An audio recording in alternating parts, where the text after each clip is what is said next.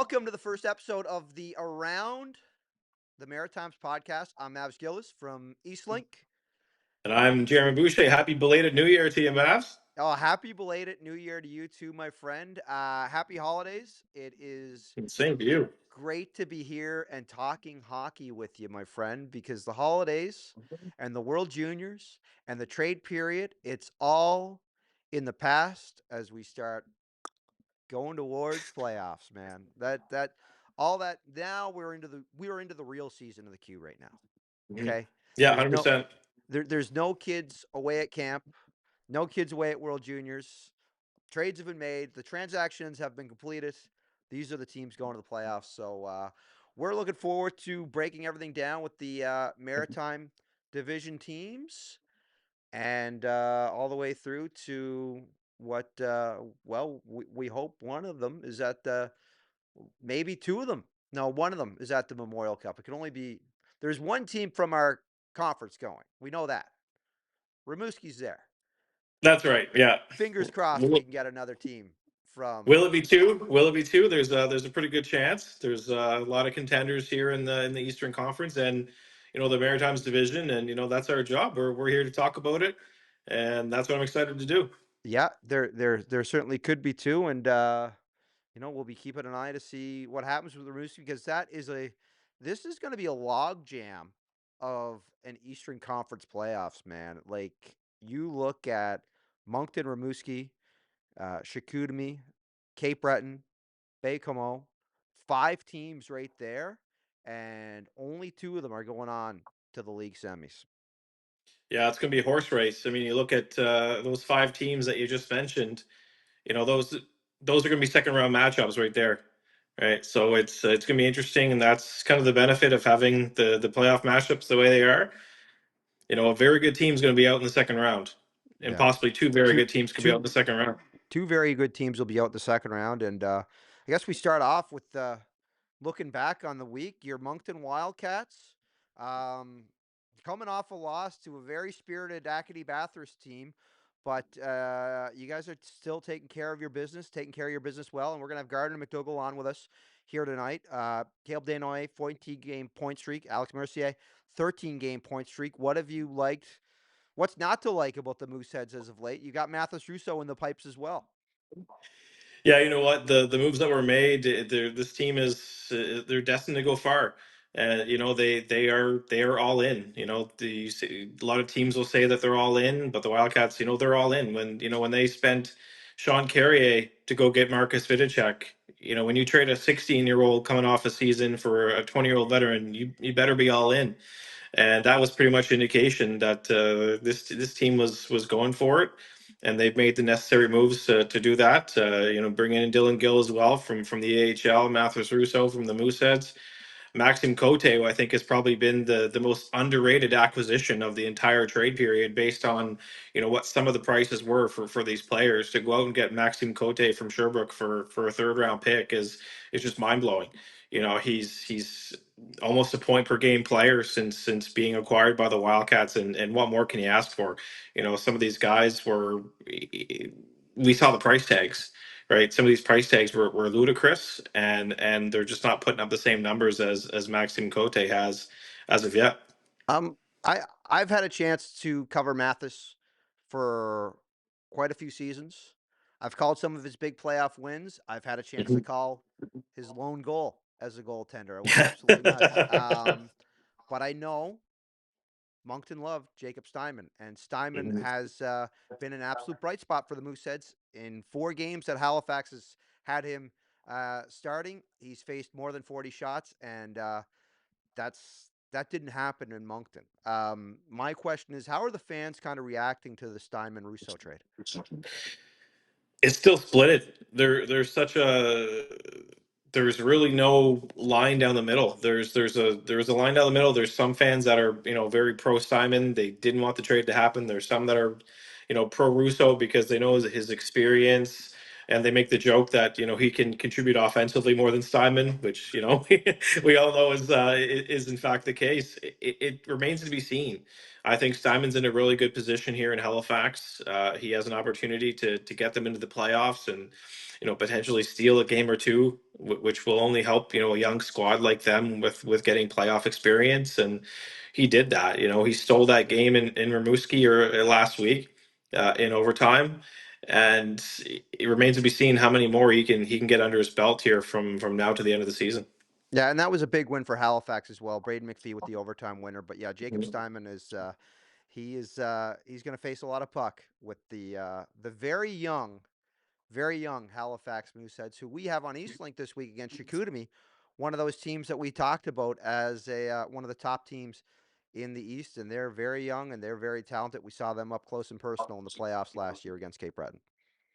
Yeah, and Moncton as well. They were swept by Chicoutimi in the first round, so we know that organization. We know what they're capable of doing. They've got a lot of really good young players, and they're one of those teams that you want to look out for them. Next season, that's a team that's going to go very far next season, and the longer they go in the playoffs this year, the more experience that's going to have under their belt to go really pick away at a championship. In 2025, 2026. We bring up Cape Breton. Had a great road trip. 5 out of 6 points. Just couldn't hold on in the end, losing in I believe it was a shootout to Rimouski.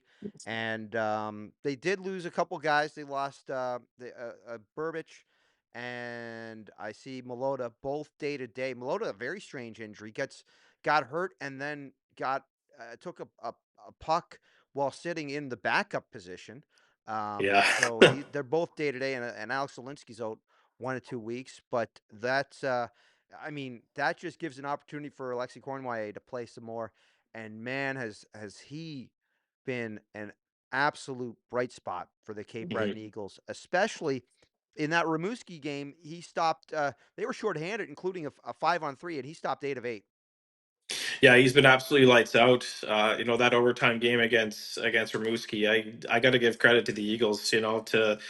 To be given a 5 minute major with no time left in regulation, and then on top of that, get a bench minor, so you're down 5-on-3 in overtime for 3 minutes, and then a 4-on-3 for the remaining of overtime to go out there and not give up a goal. It was all guts. I can't even count how many block shots Jacob Newcomb, came away with on that penalty kill. Like, what an effort, what a player.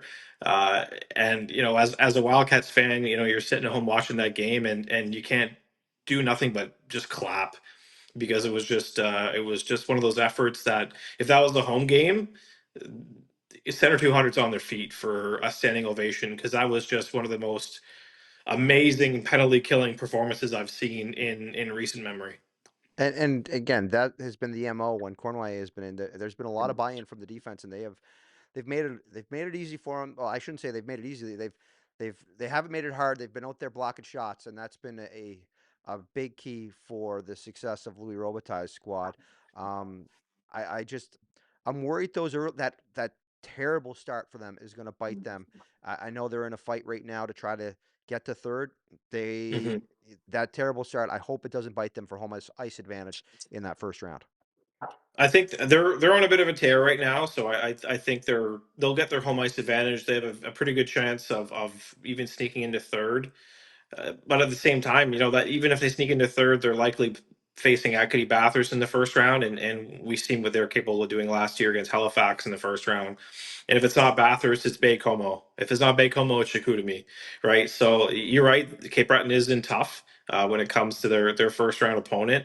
But they made the moves to not only get past the first round, get past the second round, but make it all the way to the championship. They made the moves necessary, and it's paying dividends. They might not be getting the results, in the first half, but it was the same thing last season, Hmm. right? They didn't get the results in the first half, and they just went on an absolute heater in the second half and into the playoffs. So it's all about momentum. And I know our guest later, we'll talk about Lady Mo.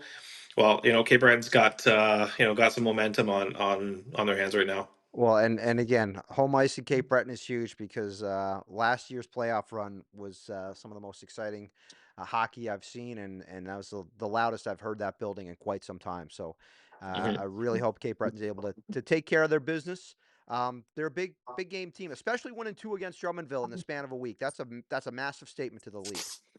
Oh, absolutely. You know, you expect them to come out maybe at home and get that win, but to go into Drummondville and get one as well, like wow, what a way to kick off their road trip. And I think they built up from there, right? There was no stopping this team. I think they should have won that game in Rimouski. I think they might have got robbed a little bit, but they're they're going to be on a tear here in the next little bit.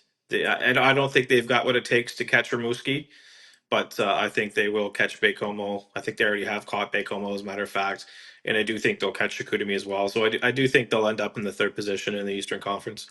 Well, we switch over to a team that they might meet in that third position, the Acadie Bathurst Titan, who have won three Mhm. straight, including a big win, 2-1 over Moncton. Late Mhm. goal, and Josh Fleming gets himself Team of the Week honors. He stopped 44 in that game as well. Yeah, so I talked about a lot about that on the Wildcats podcast, because that's all what we do. We cover the Wildcats, and you go on their Facebook account after the game, and a lot of people were saying that Fleming stole the show and stole the game. I kind of have a different opinion. Nothing against Josh Fleming, but the Wildcats just made it too easy on him. I think they only had, I think you look at the dangerous shots. I think Moncton only had 11 dangerous shots, but to me, quality scoring chances, I think Moncton only had four or five of them. They just made it too easy of a night on Josh Fleming, and I think the shot clock doesn't really mean anything at this point, because a lot of these shots are from the outside. They're into his chest. They didn't make it difficult enough for him. And I could say Acadie Bathurst was a little fired up from the night before after the big win Mhm. over Charlottetown, in which there was a bit of a fracas at the end. Um, I was there on the ice, and I have to say, guys, just give them the puck. Like there, Yeah. we don't need those type of shenanigans. I know it was a hard fought game, 2-1. Emotions are high, and there's been some debate on where that puck went and how it ended up where it was. Guys, just the horn's gone. There's a lot more hockey to play. I know it was the Acadie Bathurst. I believe it was their last time over to Charlottetown. So they've got a couple more games, but yeah, just let the puck let the puck go to Mikas and I Vagnus. I Can you give it a shot? Do you know how to He, pronounce Mikas's last name? Mikas is Vanavag Vanakis. I don't know. It's they. I gotta say this. I was so glad Matt Beardsley was calling that game. My goodness. Now Mikas is a great story, and I'm really glad he's with Acadie Bathurst, and that's moving well for them as they finish up in northern New Brunswick and move on towards St. John's, Newfoundland. But yeah, congrats to Mikas on getting his first win in the queue. Yeah, for sure. And one of those BCHL guys that managed to find his way to the queue, and was not the only one that made that trek. And for Bathurst to find him in the import draft, and eventually convince him to come over is pretty big. Him and Josh Fleming, I think they're a great tandem, and I think that's the parity in the league. There's so many good goaltenders in this league that none of these wins are going to be easy, and you're seeing that. When you see a team like Halifax and go in and beat Rimouski, or challenge, take Drummondville all the way to the final whistle, right? It not only the Maritimes division, but across the league, the goaltending is phenomenal. And if that's what you're going to need in the playoffs. And so there's going to be a lot of closer matchups in the playoffs and down the stretch than people think. Well, and you talk about goaltending. Congratulations to Donald Hickey picking up his first Mhm. career shutout, a 3-0 win over the St. John Sea Dogs for the Charlottetown Islanders. And yeah, that's a big win for Hickey. I know we had a feature on him this week and quite intense. I'm sure he's looking forward to having some road games over to Newfoundland next year, but he's Absolutely. certainly Yeah. they've got a good a yin and yang there between Rucha and Donald Hickey. there, but it was a great job from Hickey and a great job by the Charlottetown Islanders as well. I'll say this on 90s night that the jerseys. Wow. The Mighty Ducks inspired Charlottetown Islanders jerseys. I'm going to say it, have been the best alternate jerseys I've seen all year. And I'm going to give them the slight edge over the Cape Breton Eagles Retro Night jerseys, only because those Eagles Retro Night jerseys should be their third jerseys. I'm saying it right now. That should be the third jerseys. Um, but those those Mighty Ducks inspired jerseys and the socks, the whole 9 yards. Great Mhm. work by the Islanders and their staff, and especially the '90s night content as well was it was really well done. It was really well done. The Friends intro that they had, I recommend that if you like Friends, go for it. Maybe next year, guys, do a Seinfeld one.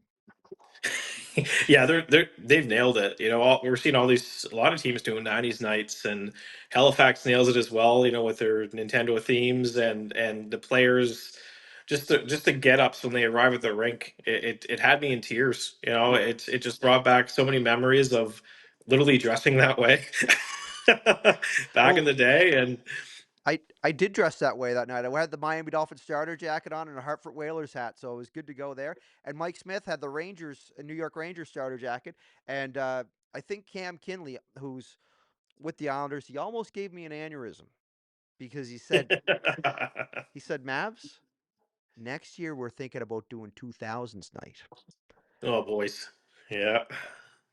and that kicked the old kid in the head of like that 2000s.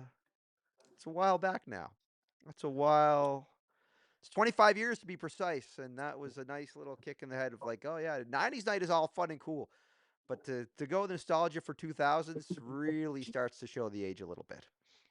Well, it's funny you mentioned that the Wildcats had a 2000s night earlier this season, and I was, every song they were playing, I was up there jamming to it, and there was no better decade of music than the 2000s, right? There were so many hits, regardless of the genre of music. Every song was an absolute banger. And if you ever have a chance to listen to Pop 2K on Sirius XM, you want to Oh bring back my, some memories. oh my God.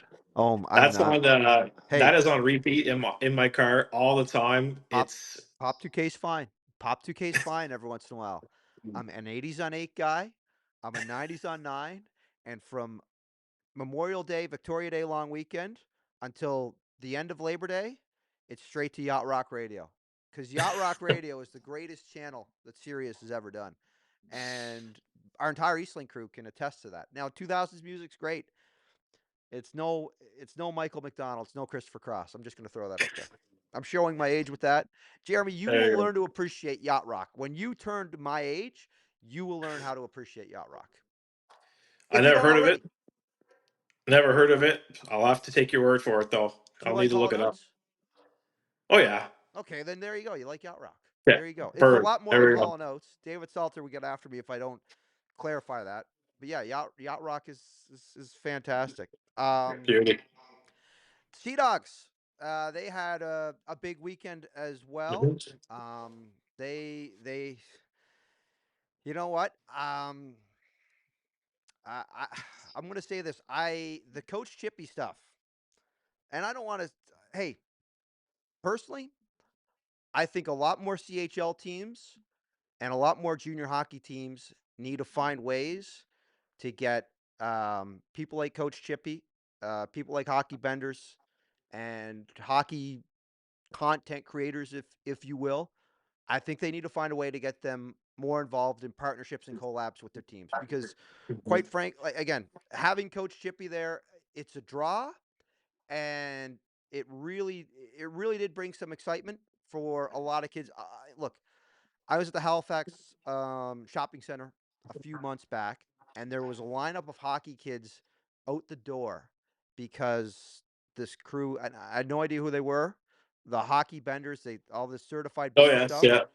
Yeah. They it was lined up out the door to see these guys, and I Wonderful. thought, great, that's awesome. Keep it up, and especially like for a junior hockey team to be able to partner with a Chippy or the Benders to bring them in. Awesome. Mhm. I uh, I'm going to say this. I think the Sea Dogs played with a little bit of fire there with their prank and saying they were firing their head coach. Um, Yeah, yeah, there's a that was an interesting approach. Let's put it that way. I have been involved in a lot of ideas that get steamrolling, and you Hmm. do it, and afterwards you come back and say, "Ugh, you know what? We could have done this a little different." I just for for me, it's look, you're walking into a room after losing to Halifax, who's 10th place. You've lost 6 of your last 7. Um, you haven't had a regulation win since early December. It's too eh, say Travis has got the flu. Say he's got a COVID. Say anything. And I know we're nitpicking there. And look, I'll say this: it's a testament to Travis the relief on the kids' faces when they saw Chippy walk That in was and realized that Travis Crickett's still their head coach. yeah.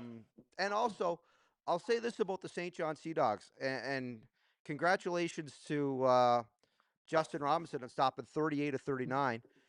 The one thing I'll say about the Sea Dogs is, and this that was in overtime. Their overtime record is insane. They Yeah. are 10 they've gone to overtime 10 times. They've Hmm. won 7 and won 3 in a shootout. They're Yeah. 10-0 in Undefeated. overtime. It's incredible. Yeah. Like Undefeated in extra time. Yeah. it's nuts. And I mean that for a young team moving forward is great because you're going to get that experience. You're going to know how to dig deep. Again, though, I just think you had a lot of things that you could have done with Coach Shippey. I don't know if that was the move. And having him on the bench, that could have went sideways quick. But having him there, hey, I'm all for it. And I think other teams need to do stuff like that. And I think when they bring these personalities in, they really need to find a way to use these personalities to elevate the personalities on their own team. Yeah, 100%. Let's be honest. I hadn't heard of Coach Shippey until they made this announcement. So I started doing some research, and I was like, this isn't interesting, But at the same time, it worked. That it got people in the building and got young fans in the building, and so I have to give them kudos for that. But you're right. The approach of the prank and having him on the bench was a little much. They did a great job last year, just bringing in acts, Cardinal Official last year. They had a Taylor Swift impersonator. I think they had a Shania Twain impersonator last year. When you have acts like that performing in the intermission, I have absolutely no issue with that. I think it's great entertainment. But to have, a TikToker or a social media influencer on the bench, I think it went a little too far, but it worked in terms Mhm. of the ticket revenue. Yep, it did. And again, and far be it from me to criticize the gimmick because man, there are some great gimmicks out there. Chippy's got a great gimmick. They've got they're doing great stuff, and they're getting kids interested into hockey. And if that helps them move tickets and helps them build interest in the CHL, because I'm not seeing a lot of CHL highlights on a lot of sports networks. So having these guys out there to help create your media and create collabs, hey, fire away. But just there's sometimes a line. Anyways, and hey, we could agree to disagree on that with some people, but I think that's something that you gotta, yeah, you just got to be careful, especially in that situation. But But for Coach Chippy to go on the ice, in the intermission and score into one of those tiny holes from oh, center ice, oh, unreal. that's golden. That's right Like there. That's the $1 million shot you want right there. yeah, and he just walks it off as if nothing happens, as if he called his shot and knew it was going to happen. I mean, you go up there. Some people shoot to win a car, and can't even get into that little slot. But for him to do that, just unreal. Like that was Oh, probably the highlight. It was also kind of and I understand St. John got shut out that night, but the joke was, he was the only one to put the puck in the net for them, so it worked. yep, it worked. It certainly did work. And hey there, are you looking for more sports action? Well, for a limited time, Prime Sports, which is front row access to TSN, Sportsnet, Sportsnet 1, Sportsnet 360, and the Golf Channel, are all included with Eastlink's internet and TV bundles. Plus, of course, you get to watch us with Eastlink Community TV and QMJHL Friday Night Hockey, plus a whole bunch of other local sports. That's right. You get TSN, Sportsnet, Sportsnet 1, Sportsnet 360, and the Golf Channel. That's all included in Eastlink Internet and TV bundles for a limited time only. Call or visit an Eastlink store today. All right, Jeremy, that's the news for the week. We got Gardner McDougall coming up. He's the head coach of your Moncton Wildcats, and we're getting excited to chat with Gardner.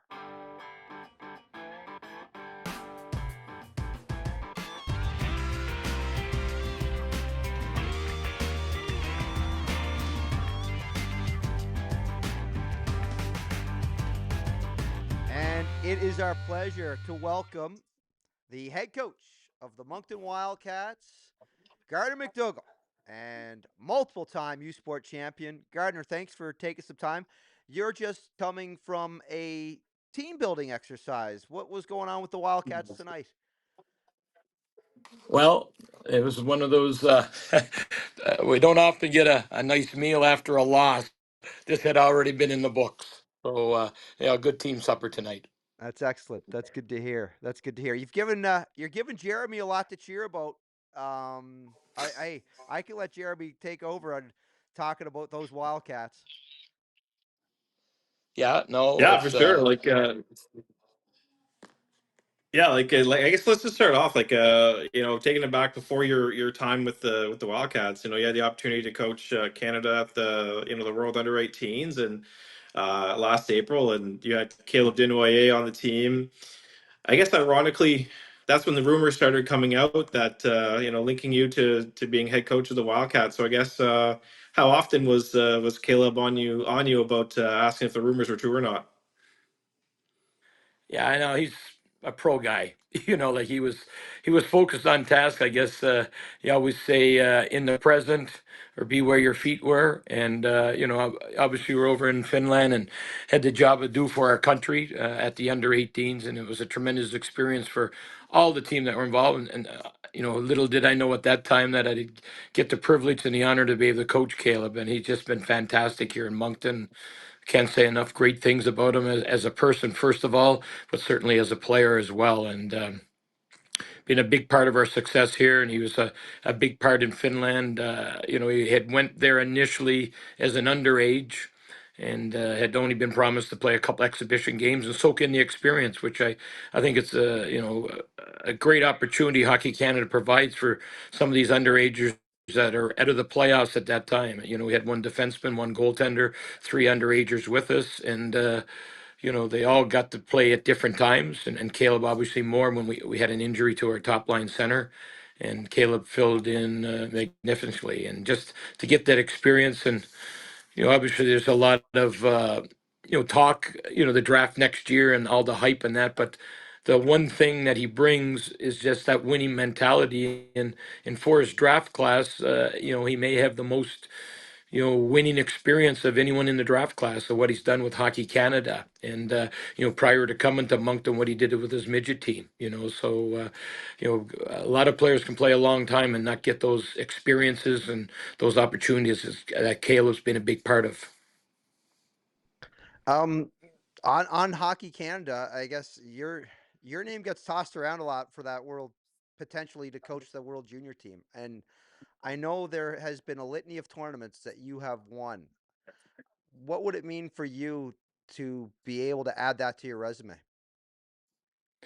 Well, right now, the priority for the Moncton Wildcats and Gardner McDougall is to have a better outing on Friday night against the Bathurst Titan. That stuff will take care of itself down the road. But I think the whole key here is just to continue to work on getting Moncton better, and we've got a real competitive league here in the Q. It's been an exhilarating experience for our players and our staff. But as I say, a lot of times JGS, really we're just getting started. It's January 21st, 20th, and it's about getting our team ready for this weekend. It's a big weekend coming up for our group.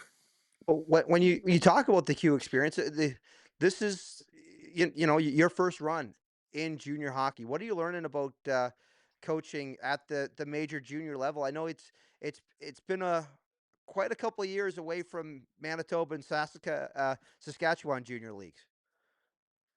Yeah, no, it's the 24 years at UNB was tremendous, but those are formative years for me as a younger coach. First of all, in the Saskatchewan Junior League, started up interesting. We were looking. My assistant coach Dougie Dowell and I were looking at a former teammate of Doug's, Mel Anglestead, that I had privilege to coach Mel's first year junior, and he went on to quite a professional career, an enforcer, and came a long way for himself. And he was one of the first players I got to coach up in Flin Flon. And it was great experiences there. This has been tremendous here in the Quebec Major. First of all, the league is really well organized. I think just the pro standard of the league, everything from the officiating to the people that run the stats, that run our president, all that type of thing. Just even going on our road trips up to Quebec are not easy games, but you're just the passion of the fans, the passion of the people, and how every rink is just on kind of like that magnetic personality through spectators, and great challenges for our group. I look back to 2 weeks ago, we played in Rouen, Noranda, a packed house, great environment. Didn't go our way, but it was a valuable experience. Sometimes some of the experiences we get to participate in, you hope that you're going to find the winning every night, but sometimes you lose a little, you maybe gain a little bit more by being one goal short, and hopefully when you get an opportunity again to be in goal games, that you find a way.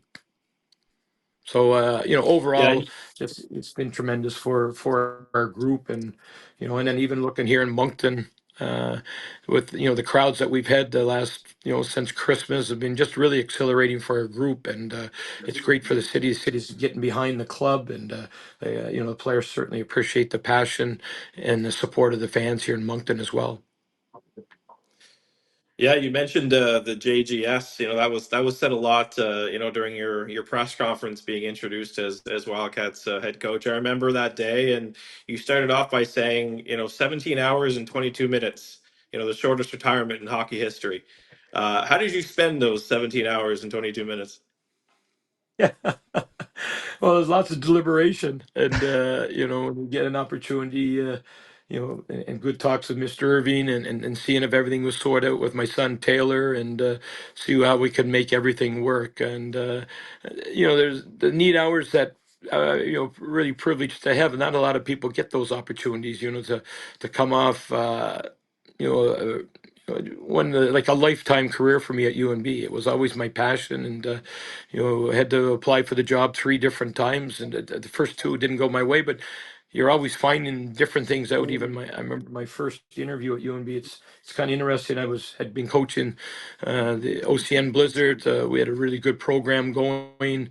It started as an expansion franchise, and I had been up northern Manitoba for 10 years, and we got a chance to move to the south, just outside Regina, and had moved the family, bought a house, and you think you're going to get settled in the southern Saskatchewan, and then things sometimes happen quickly in the hockey world, and it really that opportunity in OCN really changed my life and my family's life. Taking to go back up north, and the president of that team, a guy by the name of Jim Smith, unfortunately passed away just before Christmas this year, and he was a key guy in, I guess, persuading or giving me the opportunity out in OCN, and it ended up 3 years coaching, 4 years living in the Pas, Manitoba, which were just tremendous years. A young family, and as a coach, you got to be kind of the coach and director of operations, so really put your mark on an expansion franchise. We had great players. I'm one of the most passionate hockey fans you'd ever find in junior hockey up there. It wasn't a big arena, but it was full every night. We had the two brothers that were. Jordan was a 15-year-old, I believe that year. At 15 years old, I think he had 45 points and 250 minutes in penalty minutes as a 15-year-old, and with just great memories. But it kind of launched my career at UNB. My second year, I had sent just a cold resume, no references, just basically a resume in an envelope. And the people at UNB had reached out. I had been at a tournament in May long weekend in Toronto. We had taken two of our young teams, potential players for OCN, and some of our 16 and 17-year-olds. And spring hockey was just kind of getting started at that time. And we brought two teams down to Toronto to participate in this tournament. And I remember getting a call from the athletic director at UNB, Jim Bourne, at that time, and asking me if I could be down in Fredericton on Monday. This is Friday, and we're in Toronto. I have two teams up there. And I remember going to my general manager. I said, listen, and the tournament didn't finish till Monday. So I told Mr. Bourne I wouldn't be able to get down till Wednesday. And I went to my general manager. I said, "Listen, I got to go home. I gotta, one of those lifetime moments to interview at UNB." I said, "I'm going back to the pond, prepare for going to Fredericton." And you got the two teams. Thankfully, my assistant coaches were there in that type of thing. But I didn't end up getting a job at that time. Interestingly enough, it was a guy by the name of Tom Coolin who at that time had an extensive history with Acadia, had pro hockey in St. John as an assistant coach, and he was destined to be the new head coach at UNB. And Tommy, I'm the second UNB coach to come to Moncton Wildcats. Tommy was 2 years at UNB and decided to make a change. And he came to Moncton, and when the job came open, I applied the second time.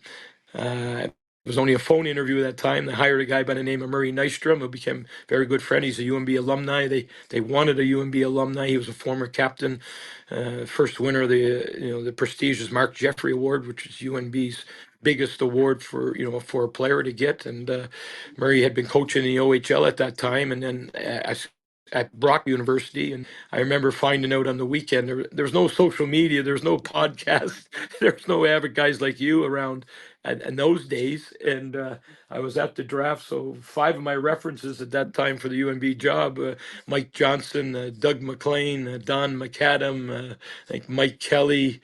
I'm trying to think. Andy Murray, Brad McEwen. Some of these people, I had like one guy a day phoning the UNB people.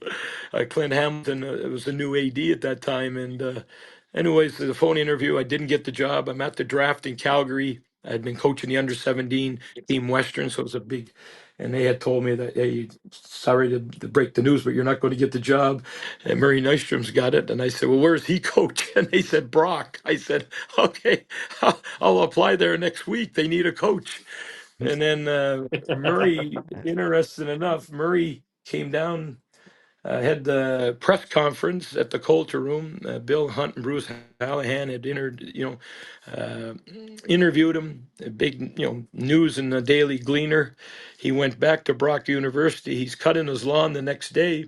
The president of Brock University happened to just drive along, stopped, and said, "Why are you leaving us?"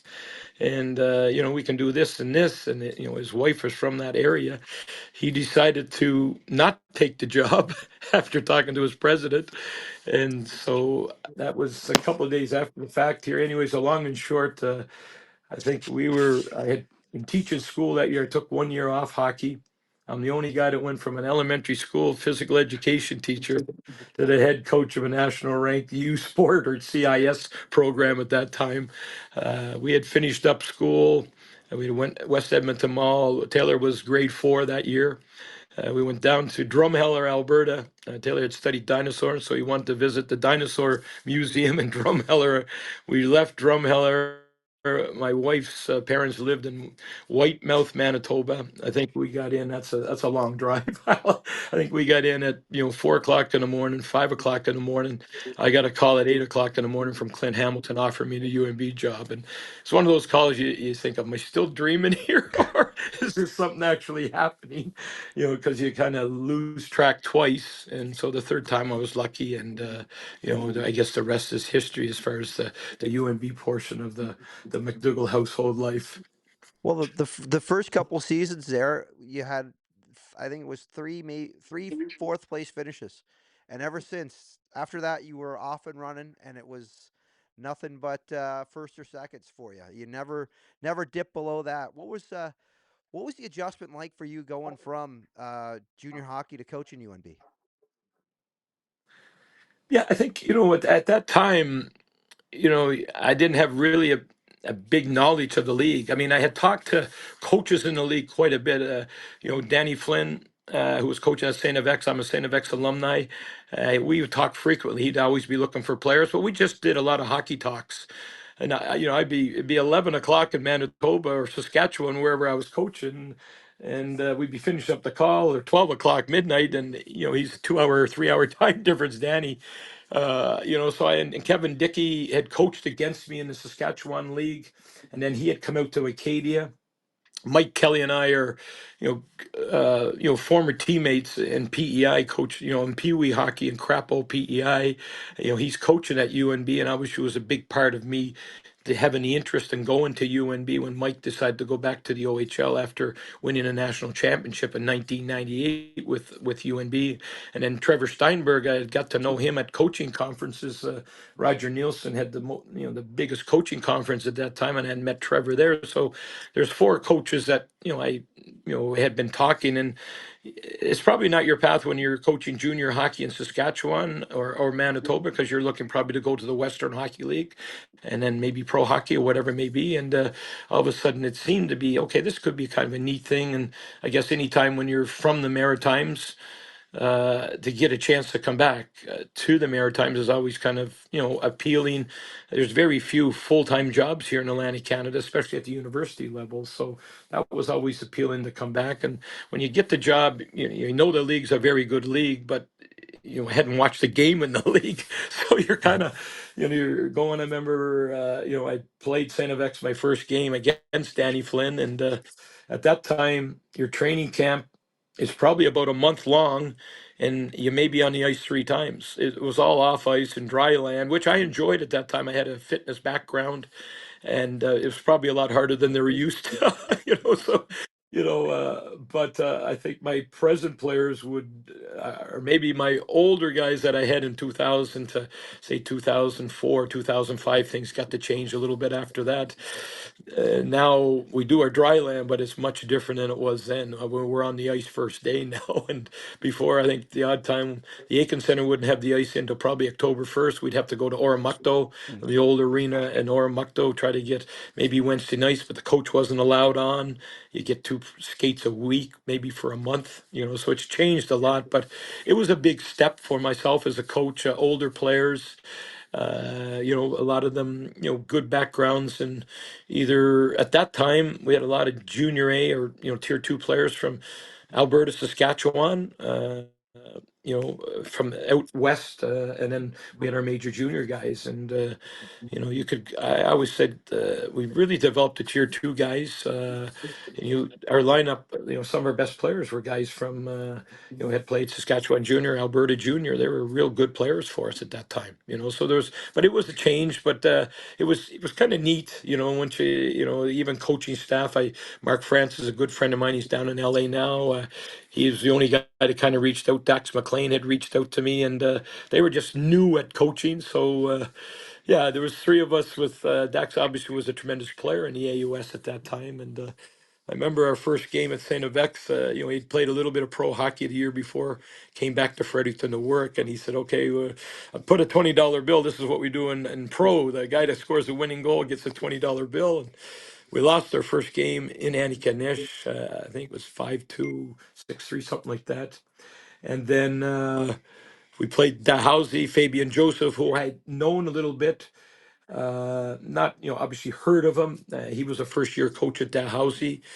I think we're down 7-0 partway through the second period. So we got crunched. And, up to that time, I, did the dry land, did the practice, but I could never really get upset at them. I didn't know what the standards were and where we need to push the players. I knew we had to change some things, but I think it was a humbling night.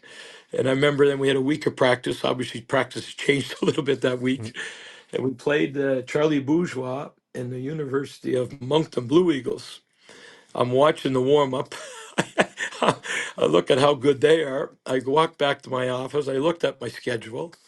At that time, it was 28 games, I believe. And I looked at it. I looked at the schedule. I said, I may not win a game this year. Like these guys look good in the warm up. We just got crunched twice on the road. I said, oh, I could look at the junior schedule. I think we played 68 games in Manitoba Junior League. And, I said, we're going to get 40 games because of what we put together. And I can coach a little bit. Maybe we can get 50. I said, we may not win a game in this league. Nonetheless, we were lucky enough to win our home opener. And I think we started 2-5-1. And I remember a good friend of mine, Brad McEwen, who had, Medicine Hat Tigers. We were best of friends. He called me and he said, "How's things going?" I said, "Well, I think we're going to be okay, but we got a lot of work to do here." And he says, "How's your GM, my AD?" "Oh, he thinks we're going to be unbelievable. He comes watch our practice. Just hang in there." And after we went 2-5-1, I think we went 8-game winning streak or something like that. And then there's the Christmas break. And what are we taking a month off? We just got guys going the right way. We found Lady Mo along the way. She's appeared a few games and we're going pretty good. Now we got a month off, so yeah, there was lots of neat experiences when you look back. I don't know if it was so neat at the time because you're coaching every game like it's, the most important game in your life, which it was. But no, it was the city of Fredericton at that time. Mike Eagles, no, first Daryl Smith was there. He won the league my first year. We're good friends from PEI. We were brought up together. He's a couple years younger than me, but his team and I had no idea about the LBR. And if you guys have been in the LBR, you know what kind of rink that is. I think we played one exhibition game. I was down to 2.5 lines. There's 4 or 5 guys injured. I said, we do not have a team that's going to do very good in this this rink. But anyways, we got better as we went, and it proved to be, like you say, one of those neat lifetime experiences that you're privileged to be part of. I think if I asked you, to recap your 24 years and 9 national championships at UNB, we might be here all night. So I'll just summarize the question. Obviously, you had your name, raised to the roof at the Aiken Center at the end of November. I guess what sort of emotions were going through your head at the moment? Yeah, I mean, it's something that yeah, I guess you have to be there. And actually, I went home uh, yesterday just quickly to see my wife, and I went for a workout at UMB. I try to get into one workout there a week when I come home, and I watched UMB practice yesterday, and Rob Henniker's done a tremendous job with the group, and Brad Good, Charlie Cameron were good members of my staff. Was interested in our goalie coach who did just such a great job for us at UNB and became a very, very good dear friend of mine. And I was happy to reference him for Gordy Dwyer in the Bathurst. And he's coming in to work with the UNB goalies after his goalie played pretty well for us the other night in Bathurst. And I didn't know at the time they had promoted Kyle to be on the bench Sunday afternoon as well. So I think he was pretty excited about getting a win for Bathurst, and obviously raises a good challenge for us when we play them again Friday night. But it was pretty neat when you watch the practice and you see your banner up there. Yeah, I mean, most banners are raised when people are passed away, after the fact. So it's, I think, really professional of UNB and really humbling on my part to see it up there. That's for sure. And there's one picture up there, but there's so many players and there's so many people and fans and administration, my assistant coaches that played such a big role. And one guy gets the credit, obviously, but there's so many people that could never have done it with, first of all, just having so many great players during my 24 years there and just so many great people, the fans and all that type of stuff. So we've got a pretty neat Sunday. We have a ring ceremony up at UNB, so that may be my last per se official function at UNB. I get to be part of that, so that'll be another really neat moment. You talked about the UNB, all the references you had for your paper resume, and you threw out Don McAdam, Doug McLean, Mike Kelly. You brought up Gordy Dwyer. We can talk about Dave Cameron as well, and you're from Prince Edward Island. Now, I'm going to ask a question. I know next time I'm in PEI, Jamie Kennedy, Devil's going to give me his answer, but I'd love to hear your answer. What is it that makes, and I didn't even bring up Jarglant, what is it that makes uh, such good coaches come out of PEI? Must be those potatoes. Yeah, and I think I mentioned Doug McLean was my reference as well. I think Yeah. there, but here's a good trivia for you. So Jamie Kennedy and Gardner McDougall, are cousins. Okay. You probably didn't know that. There No, I you go. didn't. Yeah, it goes back a little bit. It's not first cousins, but it's second or third. But yeah, it's great to go over to the Islanders. I usually see Jamie when I come over and watch the Islanders after the UNB seasons was over, and I'd be scouting players either with the Islanders or teams playing the Islanders. And so it's pretty neat, get extra trips to see my mom and when she comes to the games. But it's nice to see Jamie as well. He certainly is a source of knowledge for PEI hockey. But it's a passionate province. When you're brought up there, it's all about hockey. And interesting, my first position was in Frontier Collegiate in Cranberry Portage, Manitoba. It was a residential school, not that's getting all the negative, but it was a provincial residential school up in northern Manitoba, and a number through Frontier School Division, which is the largest school division in the world by area. And I was fortunate to teach and coach in that school division for 10 years at that time. And I learned so much, both from teaching and the coaching. So I coached for 4 years. And, my first year coaching up there, I think I had a bantam team, midget team, a traveling midget team, two midget teams that played in a local league in the Flin Flon Pie area, and then a high school team. So I probably coached a couple hundred games a year, made a lot of mistakes, but I learned a lot as well. And my second year there, we arranged through Visions Canada, which is at the Toronto YMCA. At that time, you could pay $60 a person, and you apply for these school exchanges. And at that time, John Bonus is a long time mentor of mine. He was a physical education teacher. He's a UNB alumni grad. There was a nice article that Jason Simmons had put in the Guardian just before Christmas. My relating to John Bonus, the first time I thought about going to UNB is because he was a physical education teacher at Kensington High, but he played it with the Reds at that time and the Red Devils, I guess, and then was kind of their manager, different things like that. And he lived in our block. He was older, but we'd always look up to him. He'd always bring 20 or 25 used hockey sticks home from UNB, and the young guys around the village, we were like, just thrilled that this guy was at UNB, and he'd bring all these hockey sticks back for us, and we got to play road hockey. He had a paved driveway at his place, and we'd get to go over there once or twice a summer. And so I had connected with John Bonus in Kensington. I was up in Cranberry Portage, which is a long ways from Winnipeg. Anyways, we arranged a trip and brought our team down to play Kensington High School, the Summerside, Kinsman Crystals, I think Charlottetown Rural High School. We had 4 games lined up, and it was a great experience. Coming from the west to the east, north to south. We had a good majority of our players were native, and then we hosted Kensington back up to Cranberry Portage during the Paw Trappers Festival, which was in February. So that was a neat cultural experience for those guys to experience things they'd never see again in their lives. And but I remember when our guys came down to PEI, they just couldn't believe the impact of hockey. Like my assistant coach then was a guy went on to a legendary career in the Ontario Hockey League. Finished up the general manager of the Kitchers. Worked with Steve Spott and Pete DeBoer for years in Plymouth, and then they took over the resurrection of the Kitchener Rangers at that time. Won Memorial Cups there, and my assistant coach, and that and the player were just blown away at the passion, the impact of in PEI, and that's almost like everybody. Doesn't matter, you're a senior citizen, you're a young child. I think there's a great passion, and I'm always thrilled to see how many players that go on to play, the Quebec Major Junior A from PEI, go on to play the Maritime Junior League from PEI, and then make on to pro hockey. It's just amazing for the size of, I'm not sure what the population, maybe 140,000, 150, whatever it may be, but the number of players and coaches, and certainly it's a hockey fraternity, that's for sure.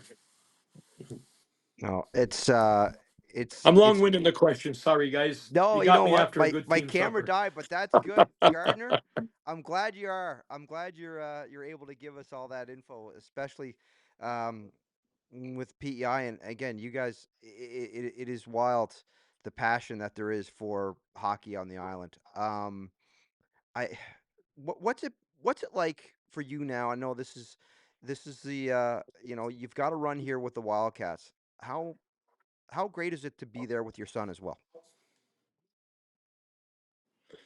Yeah, I mean, what's that Luke Combs song called? I I was talking about yacht rock earlier today, so I don't know Luke Combs. That's which I'm exposing the We got business. to have some country. Yeah, I what's the don't got a song? lot of When it country in rains, me, it pours. Yeah, when it but rains, it pours. And most people, when the song first come out, when it rains, it pours, you think negative connotations. Actually, he's thinking about positive. You have to look this up when we're done. You're going to have to look the lyrics of "When It Rains, It Pours" by Luke Combs. And I feel sometimes the same way. Like I'm just been so privileged to have just lifetime moments, lifetime opportunities, be presented, and certainly wasn't by design when we started with Mr. Irving and the opportunity here, and then when it came possibility, I had no idea Taylor would be interested, but he was born in Nepal, Manitoba, but obviously he's lived a big part of his life in New Brunswick. He's a proud New Brunswicker, and wanted the opportunity to.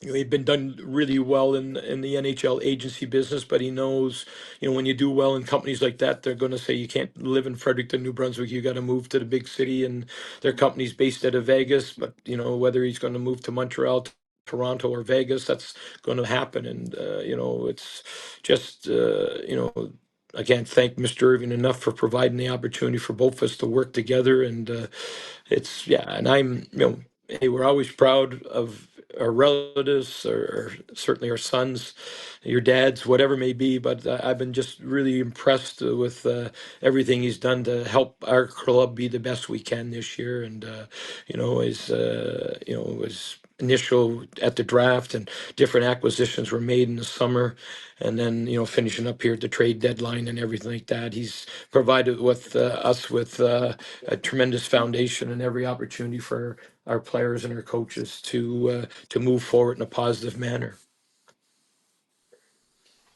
Yeah, and like you mentioned earlier, that game Friday night against Bathurst will be, 40, it'll be 43rd game of the season. You got the Wildcats first in the Maritimes, first in the East, first in the league, third in the CHL. I guess as a Wildcats fan, I'll bring a more of a hockey question to the conversation here. But the power play struggles as of late. Two in the last 25. I think the last 8 games.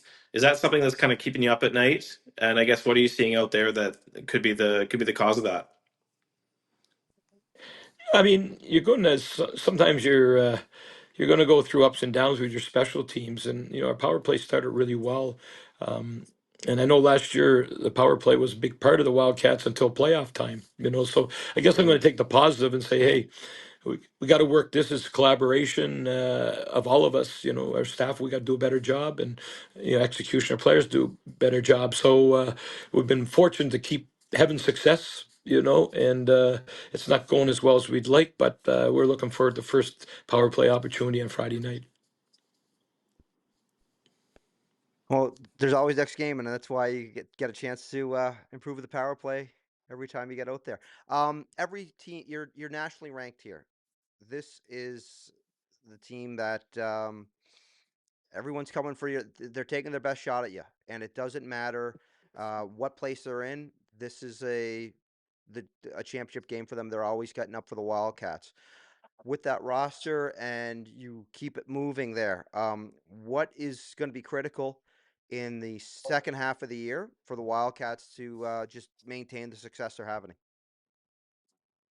Yeah, I mean, and I guess I'm fortunate that we've been used to this, So, and I think the experience at UNB where we're always hunted.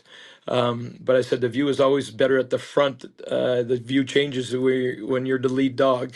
It doesn't always change when you're behind. But no, I mean we got to keep getting better. Our goal the first year, we didn't talk where we want to finish or anything like that. We talked about being the most improved team, and we just got to continue to find ways to get better and have contributions from as many people as we can. And when you look at the journey so far, we've got a lot of players that have had outstanding seasons, best ever seasons, and we just got to continue working that. It's about I guess people call it the process. It's just about trying to have your best practice of the year today, and then tomorrow try to get a little bit better. And we got a good opponent on Friday. We got a great opponent. Two big opponents this weekend. So it's a matter of being ready to play on Friday and try to give the fans.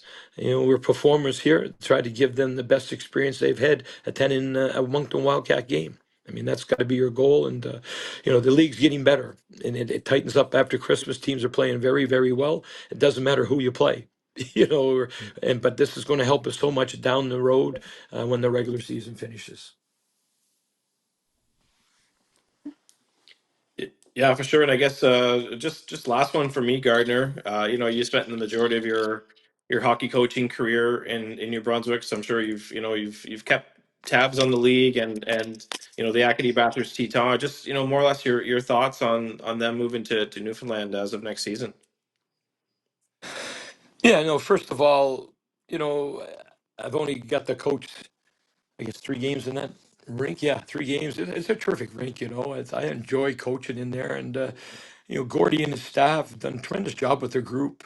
They've got their team playing very, very well. They're right in the midst of, placement there. So think they've done an outstanding job. I've always had a passion. It's interesting. My first year at UNB and back in 2000, I come from OCN. The passion of the people in OCN is second to none. It was for the first time ever, Aboriginal people had their own team, had their own successful team. And like every time we won in OCN, you could just see the pride in the eyes of the people that came to our games and the residents. And, we're up north a long ways and didn't have a lot of, good merit, opportunities, positive opportunities. And OCN gave those people OCN something they're very proud. And when we won our first Manitoba Junior, the place was so it was so neat to see that you can kind of serve these people and make life better for them. And I remember my first year at UNB going to a game in Bathurst when their team was going really well, and just the admiration for the passion of the French Acadian people. And they were behind their team then.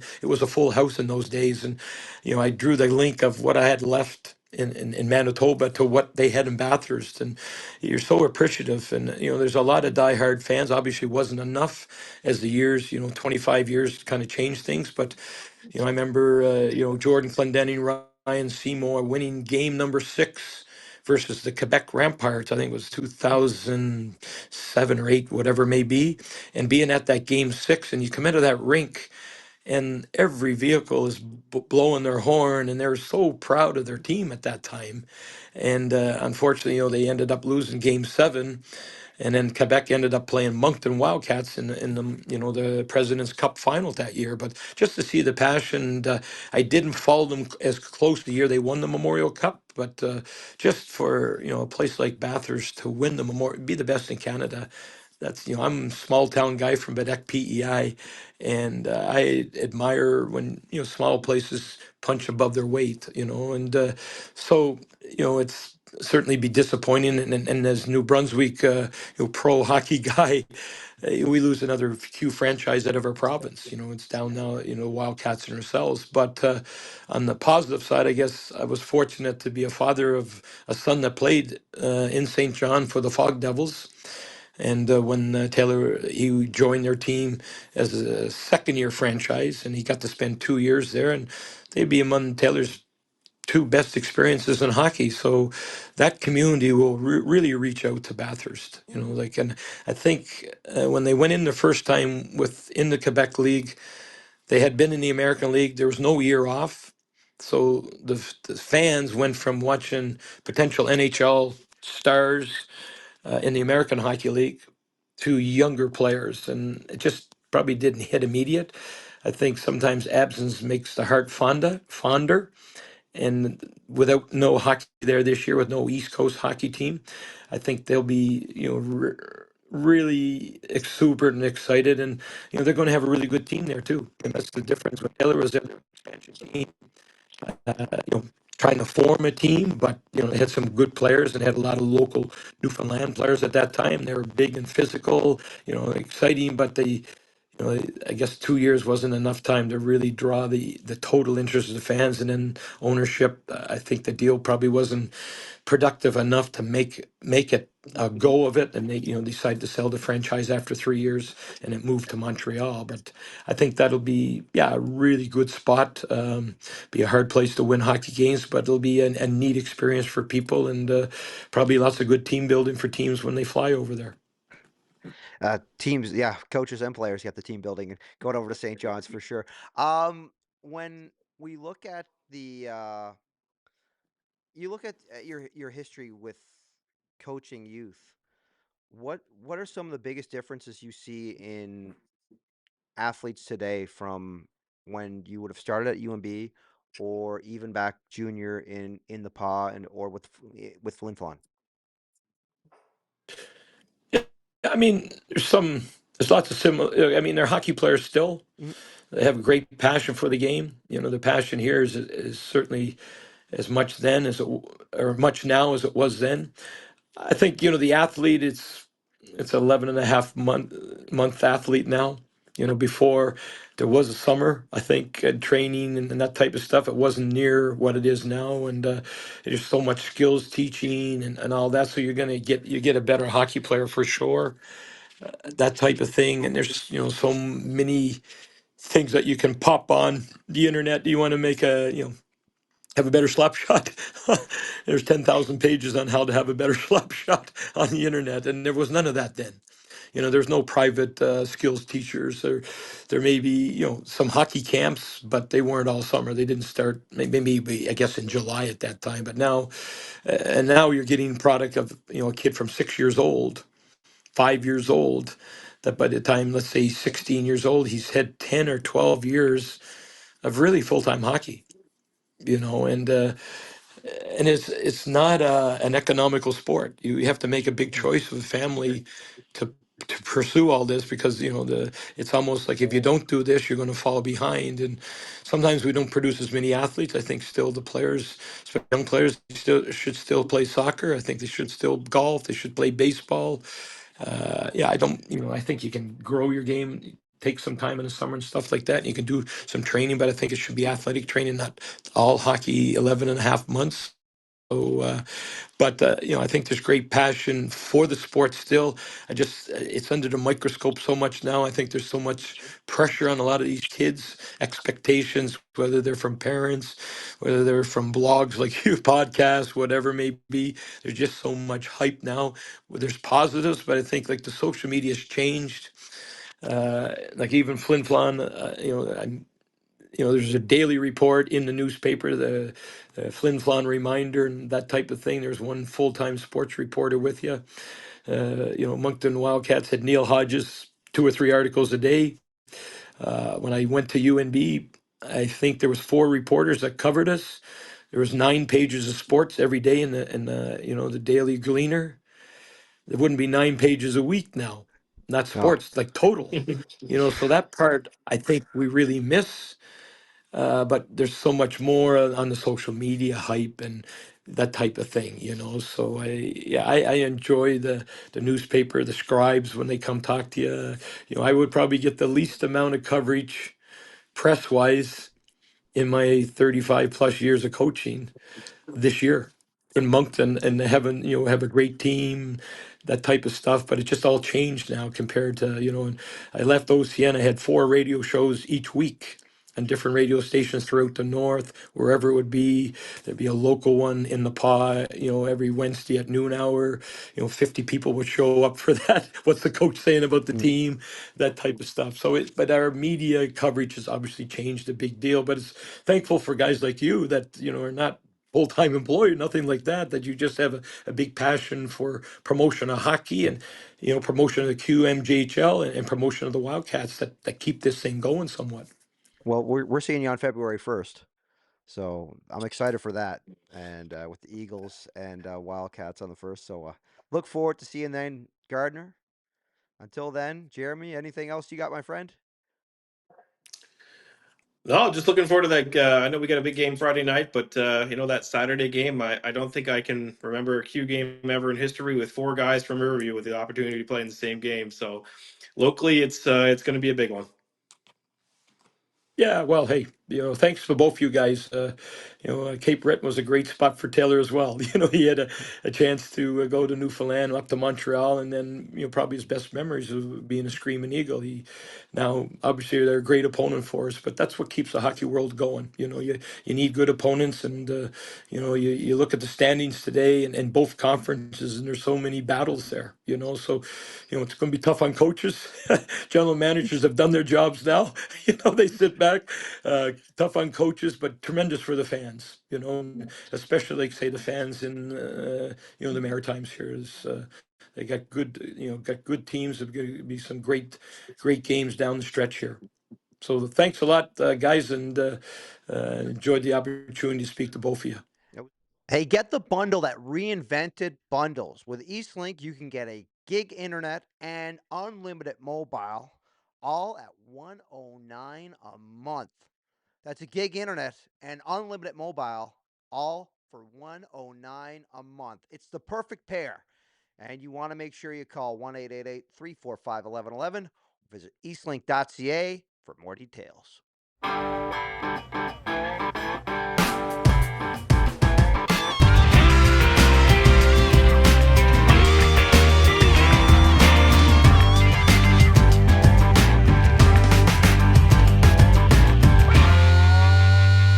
All right, thanks again, Gardner McDougall, joining us for the first episode of the Around the Maritimes podcast. And Jeremy, that's a great get for us. That guy, you know what?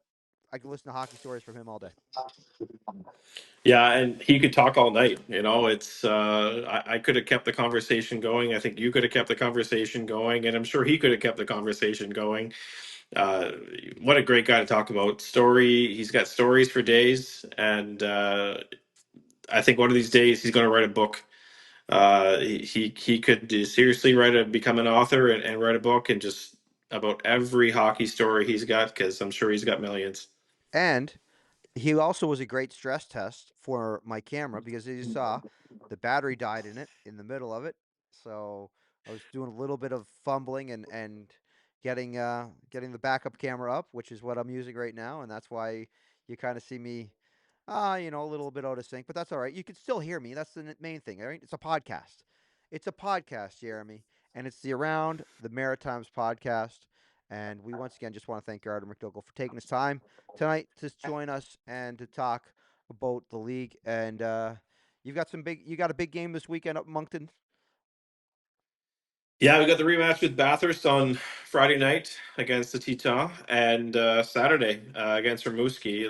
Like I was telling Gardner, can't remember a game where there was four guys from Riverview that Jack Martin, Spencer Gill with Rimouski, and we got Dylan Gill and Dylan McKinnon with the Wildcats. So four guys from small town Riverview going at it at the Avenir Center. It's going to be a good one. That'll be fun. We've got Chicoutimi versus Cape Breton. Sorry, Chicoutimi versus Halifax. Beg your pardon. That is going to be Friday night for us on Eastlink Community TV. So very excited for that. And yeah, so we're gonna bootleg. And by the way, and I do want to add that earlier today I watched a movie and I explained it to Jeremy. Jeremy, what movie did I watch? Sudden death. Sudden Death. It is the best movie that has a former alumni of the QMJHL in it, Luc Robitaille, in the Jean Claude Van Damme uh, Die Hard meets Stanley Cup Finals epic from 1995. The kids over in Charlottetown, the 90s kids, uh, Cam and Taylor and Luke Much, they had no idea what that movie was. So I'm saying it's the best acting job by a Q alumnus. If you want to tweet at us at Eastlink Mavs or Jeremy, you want in on this? Yeah, so at Jeremy_Boucher. I'd never heard of the movie until you mentioned Okay. it. Never, nope, never watched it, never heard of it. I'm saying So it's the maybe I'm best missing out here. saying it's the best acting job of Q alumnus ever, ever in a movie, in a big blockbuster. So if you have anyone else of mind, please tweet me, Tweet me your reviews of Sudden Death as well, because I want to hear what people have to say about the movie. Jeremy, it's on you right now to find some time to watch Sudden Death with Jean Claude Van Damme. Okay? I will take your word for it. It'll be my homework for the weekend. Perfect. Sudden Death, great movie. Gardner McDougall, great interview. Around the Maritimes podcast, away we go. And we're off and running here with the Quebec Maritime Junior Hockey League.